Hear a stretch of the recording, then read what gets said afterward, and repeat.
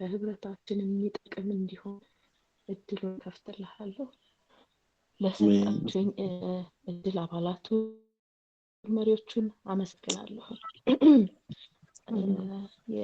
የመረጥኩትን ርዕስ ሀንዬና መስፍኔ ኮንፈርም ስላደረጋችሁልኝ በጣም ደስ ብሎኛል። ከራሴ እንዳልሆነ እግዚአብሔር ዓላማ እንደሆነ ስለተናገረን ደስ ብሎኛል። ጽዬ ሼር አደርገዋለሁ። ሮብ ዕለት ነበረ የተነገረኝ የዛሬን ቃል እንደማካፈል እና ከአንድ ጾም ጸሎት እንደወጣሁ ነበረ የተደወለልኝ እና በዛ ሰዓት እዛው ጾም ጸሎት ውስጥ ጸልዬ ነው የወጣ ነው እና ልቤን ሞልቶት የነበረውን የክርስቲያኖች አንድነት ወይም ህብረት ጉዳይ እያሰላሰልኩኝ ነበረ እና ልክ በተነገረኝ ሰዓት በቃ ይሄን ነው ሼር ማድረገው አልኩኝ። ግን ያው እግዚአብሔር እንዲቃኘው እድሉን ሰጥቼው ነበር። እባክህን በዚሁ ልቀጥል ወይንስ ሌላ ልምረጥ እያልኩኝ ይጸልይ ነበረ እና የነበሩኝ 3 ቀናትን ኮንፈርም አደረገልኝ። አሁንም ተነስቼም ሌሊት የመጨረሻ እድልም እባክህ ሌላ ካለ ንገረኝ ስል ነበር ነው በዚሁ ቀጥይ የሚል ምሪት ነው የተሰጠኝ። አሁንም ኮንፈርም ስለተደረገ በሙሉ ልብ ሼር አደርገዋለሁ።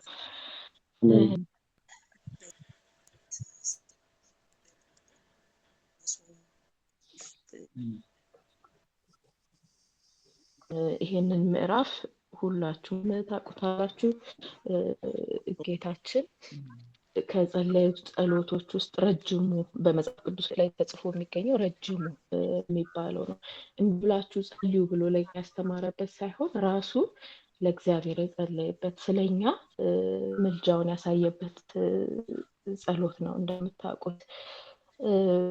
በዚህ ውስጤን የነቀን በዛ ሰዓት ስለ ክርስቲያኖች አንድነት የሚያወራው ቁጥር 11 እና ከዛ ቁጥር 20 እስከ 23 ያለው ላንብብላችሁ። ከዚህም በኋላ በዓለም አይደለሁም ይላል ቁጥር 11። እኔም ወደ አንተ እመጣለሁ ቅዱስ አባት ሆይ እነዚህን የሰጠኸኝን እንደኛ አንድ እንዲሆኑ በስምህ ጠብቃቸው ይላል። ቀጥሎ ቁጥር 20 ላይ ሁሉም አንድ የሆኑ ዘንድ ከቃላቸው የተነሳ በእኔ ስለሚያምኑ ደግሞ እንጂ ስለነዚህ ብቻ አልለምንህም። አንተ በላከኝ ዓለም ያምን ዘንድ አንተ አባት ሆይ በእኔ እንዳለ እኔም በአንተ እነርሱም ደግሞ በእኛ አንድ ይሆኑ ዘንድ እለምናለሁ። እኛም አንድ እንደሆነ እንዲሆኑ ዘንድ እኔም በእነርሱ አንተም በእኔ ስትሆን በአንድ ፍጹማን እንዲሆኑ የሰጠኸኝ ክብር ሰጥቻቸዋለሁ። እንዲሁም ዓለም አንተ እንደላከኝ በወደድኸኝም መጠን እነርሱን እንደወደድሃቸው ያውቃል ይላል።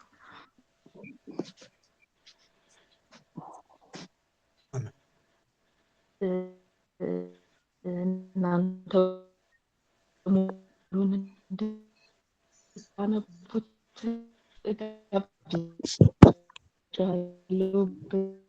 ነው ጌታ እዚህ ጋር የጸለየው የሚለውን ስናሰላስል በተቀበልነው መንፈስ በዓላማ በመተሳሰብ እና በጸሎት አቅጣጫ አንድ እንድንሆን እንደመከረን ያስረዳል።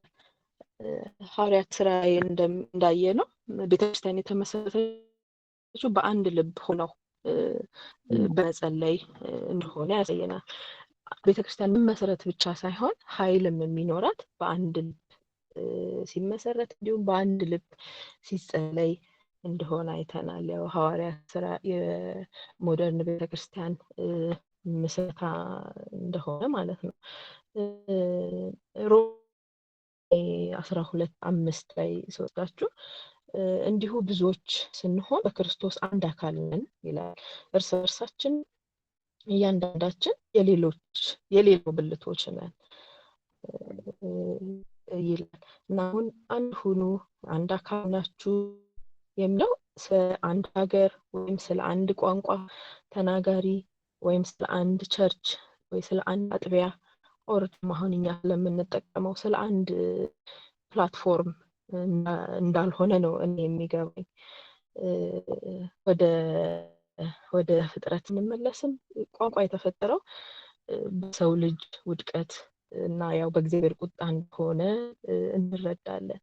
ስለዚህ ያኔ በእግዚአብሔር ቁጣ የተፈጠረውን የቋንቋ መከፋፈል፣ የድንበር መለያየትን አሁን ክርስቶስ ሪስቶር ካረገልን በኋላ ለክፍፍልና ለየብቻ ፋንክሽን ለማድረግ መቀጠል አለበት ብዬ አላለም። እና አንድ አካል ናችሁ ከተባለ ብልት መሆናችንን ማረጋገጥ አለብን። ምክንያቱም ክርስቶስ ያው ራስ ብቻ ነው ሊሆን የሚችለው። እጅ ሊሆንልን አይችልም፣ አይን ሊሆንልን አይችልም። የብልትነት ሚናን ለኛ አይተውልን እሱ ራስ እንደሚሆነን አስረግጦልናል። ግን ብልት መሆናችን ራሳችን ነው ቼክ የምናደርገው፣ የምናስቀጥለውም ራሳችን ነን። ወደ አንደኛ ቆሮንቶስ 12 ልውሰዳችሁና አይሁድ ብንሆን የግሪክ ሰዎችን ብንሆን ባሪያዎችን ብንሆን ጨዋዎችን ብንሆን እኛ ሁላችን በአንድ መንፈስ አንድ አካል እንድንሆን ተጠምቀናል ይላል። ሁላችን አንዱን መንፈስ ጠጥተናል። ስለዚህ ሁላችን አንድ መንፈስ እንደጠጣን ሁላችን አንድ አካል እንደሆንን አንክድም ብዬ አስባለሁ። ስለዚህ ሁላችን ስንል ግን ማንን ሁላችን በክርስቶስ ያመንን ሁላችን መንፈስ ቅዱስን የተቀበልን ሁላችን ኢትዮጵያ ያለን፣ ደቡብ አፍሪካ ያለን፣ ዩጎዝላቪያም ያለን ክርስቲያኖች አንድ ነን እያልን ነው። ይሄን አንከራከርም። ፈንክሽኑ ላይ ግን መተናል ብዬ አላስብም። ጌታችን እንደሚለው ዮሐንስ ወንጌል 15 ላይ እኔ የሕይወት ግንድ ነኝ ይላል። በሱ የማይኖር ቅርንጫፍ ደግሞ ምንም ማድረግ እንደማይችል ፍሬም እንደማያፈራ እንደውም ወደ እሳት እንደሚጣል ይነግራል። ያ ቅርንጫፍ እንግዲህ ወዲያው አይደርቅም። ስለዚህ ተለይቶም ቢሆን ያለ ይመስለዋል። ያንን የጌታን ትዕግስት ወይንም መጨረሻ ፍሬ አናፈራም ተብለን እስክንጣል ያለችውን ታይም ጌታ ከኛ ጋር እንደተስማማ አድርገን ባንሸወድ መልካም ነው ብዬ አስባለሁ።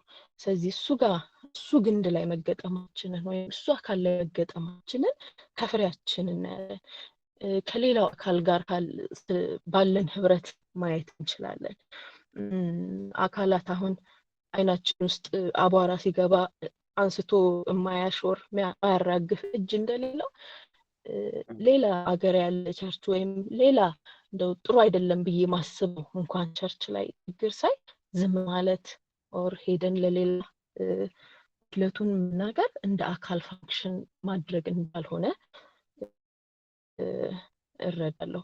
ምንም እንደሚያወራው እግዚአብሔር ምንም ደካማ ናቸው ወይም የሀፍረት ብልቶች ናቸው ምንላቸው ራሱ ተሸፍነው ይቀመጣሉ እንጂ ወጥተጣሉ ወይም አይጋለጡም። ሁሌ እንደ አካል ፋንክሽን ማድረግ እንደዛ ነው ብዬ አስባለሁ። ስለዚህ ይሄ ፍሬ የሚለው ምንም ምንድነው ቅርንጫፍ ምንም ማድረግ እንደማይችል ፍሬ እንደማያፈራ እንዲሁም ወደ እሳት እንደሚጣል ይነግረናል። ፍሬን እኔ ስረዳው ምድራዊም ሰማያዊም ነው ብዬ አስባለሁ። ከፈቀዳችሁልኝ አንድ ቪዲዮ ሼር አረጋችኋለሁ። እሱም ቪዲዮ ይሄን እንደጨረስን ፎርዋርድ ማድረግ እችላለሁ። እሱ ቪዲዮ ስለምን ያወራል? አንድ ያው ብዙዎቻችን ኢትዮጵያና ደቡብ አፍሪካ ስለሆነን አንድ ደቡብ አፍሪካ ውስጥ ያለ በፊት ሴታኒስት ሰይጣን አምላኪ አምልኮ ውስጥ የነበረ ሰው ጌታ ተገልጦለት ሪፔንት አድርጎ ያወጣው ፖድካስት ነበረ። እሱ ላይ ምን ያለው ልክ ወደ አንዲት ቤተክርስቲያንን አታክ ለማድረግ ወደ ቴብል ማውንቴን ታውቁት፣ ቴብል ማውንቴን ከፍ ያለ ተራራ ቦታ ነው። ወደዛ ይኬዳል። በእይታ ነው አታክ የሚደረገው። ያ አታክ እንዴት እንደተከፈተላቸው ሲያስረዳ መሪው ላይ አንዲት ሪፔንት የተደረገች ሲን ስለነበር ያችን መግቢያ ያገኘን ብሎ ያስረዳል። ስለዚህ ለማየት ማለት አይተን አታክ ለማድረግ ቴብል ማውንቴን ላይ ወተን ስንሞክር ብሎክድ ሆኗል። ያው እንግዲህ የመንፈሳዊ ዓለም አንፎርቹኔትሊ ከኛ የተሻለ ጨለማው ዓለም አክሰስ ያደርጓል ወይም ይረዳዋል ብዬ አምናለሁ። ብሎክ ተደርጓል ያ ቤተክርስቲያን። በምንድን ከጎን የነበረ አንድ ቤተክርስቲያን ለቦዲ ኦፍ ክራይስት ለክርስቶስ አካል በአጋጣሚ በዛ ሰዓት ይጸልይ ነበረ። ስለዚህ የአንዲት ቸርች ጸሎት ያንን ቤተክርስቲያን ሸፈነው ማለት ነው። እና አንደኛ የተረዳሁት ለመሪዎች መጸለይ እንዳለብን፣ ሁለተኛ የእኛን ቸርች ማሳመር ማጠንከር አባል ማብዛት ብቻ ሳይሆን ለዓለም ሁላ መጸለይ እንዳለብን። ያች ከጎን ያለችው ቸርች ያንን ሴቭ ካደረገች አሁን እኛ ተበታትነን ያለን በዚህ ፕላትፎርም ኦንላይን የምንጸልይ ሰዎች አንዲትን እንኳን ቤተክርስቲያን መርጠን ብንጸልይ ወይም ስለ ዓለም የክርስቶስ አካል ብንጸልይ ምን ለውጥ ማምጣት እንችላለን የሚለውን አስባለሁ። ከዚህ ቀጥሎ ምን አለ እስከ 2027 የነበራቸው አጀንዳ እሱ እጅ ላይ ነበረ ጌታ ከሳያድነው በፊት ማለት ነው። እስከ 2027 ምንድነው አለው ክርስቲያኖች መከፋፈላቸውን ሞር ማብዛት፣ በመንፈስም ያው ሰይጣን ይሰራል፣ በሰው ስራም እንዲጠላሉ፣ ዩቲዩብ ላይ እንዲሰዳደቡ፣ በየሶሻል ሚዲያው እርስ በርስ እንዲነቃቀፉ ማድረግ። ያ ምንድነው በምድር የሚያመጣው ለውጥ ክርስትና አንድ ዓላማ እንዳይኖረው ማለት ነው። ክርስትና ስላችሁ ያው ስለ ኦርቶዶክስ ካቶሊክ ምናምን በሚለው ብቻ አይደለም፣ በክርስቶስ የሚያምኑ አንድ ዓላማ እንዳይኖራቸው። ስለዚህ ወደ አንድ ይሄ ኒው ወርልድ ኦርደር ወደሚለው ለማምጣት ምንድነው 20 የክርስትና መሪዎች ይመጣሉ። እስቲ አስረዱ እምነታችሁን ይባላል። ይሄ ትንቢት ሳይሆን አጀንዳውን ነው የምነግራችሁ። ሲያስረዱ ክላሽ የሚያደርግ ይሆናል። ክላሽ ለምን አደረገ? ሰይጣንም ይሰራል፣ ምድርም ላይ የምናደርገው ነገር ነው። በቃ ክርስትና ወርልድ ኦርደር ላይ የሚሆን ሌጂቲሜት ሪሊጅን አይደለም ብሎ ኢሊጋል ማድረግ ነው ዓላማው። ስለዚህ ምን ይነግሳል ነው ዓላማቸው? እስልምና ይነግሳል። ኢሊጋል መሆን ማለት ቸርች ኢሊጋል ሊሆን ነው፣ ኢን ፐብሊክ መስበክ ኢሊጋል ሊሆን ነው።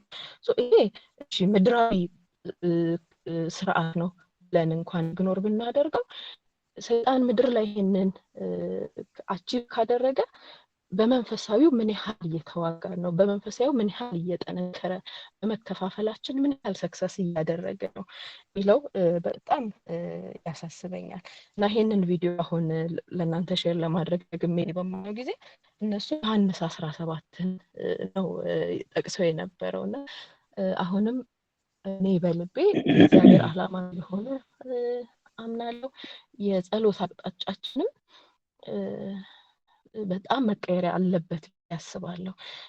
የክርስቶስ አካል ማለት የአንድ ቤተክርስቲያን አባላት አይደለም፣ የኢትዮጵያም አይደለም።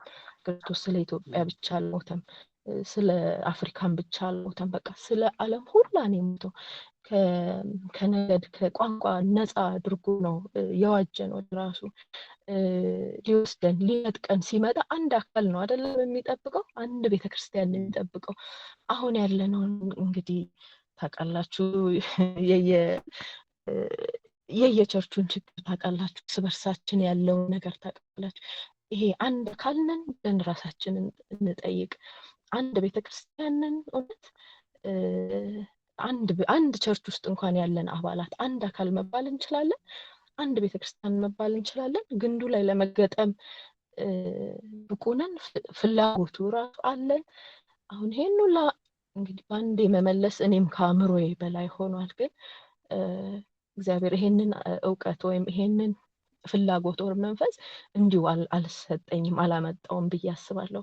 ዛሬም ጸሎታችንን ወደ መስፍኔም ሲል ግሎባሊ ነው የምጸልየው ሲል ነበርና እግዚአብሔር ሆይ ቴንኪው ለዚህ መገለጥ እያልኩ ነበረ። አለ ነገሮችን እንዲየገለጠልን አይደለም። እግዚአብሔር ደጋግሞ ሲናገር ደግሞ በቃ ስለዛ ነገር ወዶ አይደለም፣ አልሰማነውም ማለት ነው። ብንሰማው ወደ ሌላ ደግሞ ሙቭ ኦን ያደርግ ነበር አይደል? ስላልሰማነው ይደጋግማል። በቃ አልሰማንም የሚለውን እስከ የት ድረስ እንመቻችልህ የሚለውን ሁሌ ይጠይቃለሁ። በቃ በሸክላ ሰሪው እንደሚታሽ ጭቃ እስከ ሸክላ ሰሪው በቃኝ እስኪል ድረስ ሞልድድ ለመሆን በግሌ ፈቅጃለሁ። በግል ግን ምንም ማድረግ እንደማንችል አምናለሁ። ግን እዚህ ውስጥ ያለን አባላት አሁን ጸሎት ላይ ያለነውም ጸሎትም ጆይን ያላደረጉን ወደ 120 አባላት ቢያንስ በዚች ማነው ቢያንስ ሁለት ሀገር ነን ያለነው ቢያንስ ደቡብ አፍሪካና ኢትዮጵያ ነን ያለነው ሰፊ ዲስታንስ ነው እግዚአብሔር በሰጠን ጸጋ ደግሞ ለዓለም የመጸለይ ስልጣን አለን ግዴታም አለን ቀኑም ደግሞ ሲቀርብ የበለጠ መሰባሰባችሁን ፈልጉ ተግታችሁ ጸልዩ ነው ያለን ለምን ጸልዩ ለትንሽ ነገር መሆን የለበትም አሁን ምድርንም ግዟት ነው አይደል ተብለን የተለቀቅነው ስለዚህ ገዝተናት ስንሄድ ደግሞ አክሊላችንን ሰብስበን ለፈጠረልን ዓላማ በቃ ቴንኪው ጎበዞች ተብለን ብንገባ ይሻለንም ስለ ድህነት ብቻ ነው ክርስትና ብያላምንም ስለ ግል ድህነት ብቻ ነው ብያላምንም ስንሄድ ወይኔችን ሳላደርግ ወይኔ ይሄን ሳላደርግ የሚልም ጸጸት እግዚአብሔር ጋም ስንሄድ የበለጠ በሰራንልህ ኖሮ የበለጠ በለፋንልህ ኖሮ ምንልበት ህይወት ባናስቀር እንግዲህ እኔ ውስጥ የተነስቷል እግዚአብሔር አላ ነገር አላመጣውም አይ ሆፕ የተወሰነ ሼር አድርጋችኋለሁ ብዬ አምናለሁ ቃሌን በዚህ ጨርሳለሁ ባረክ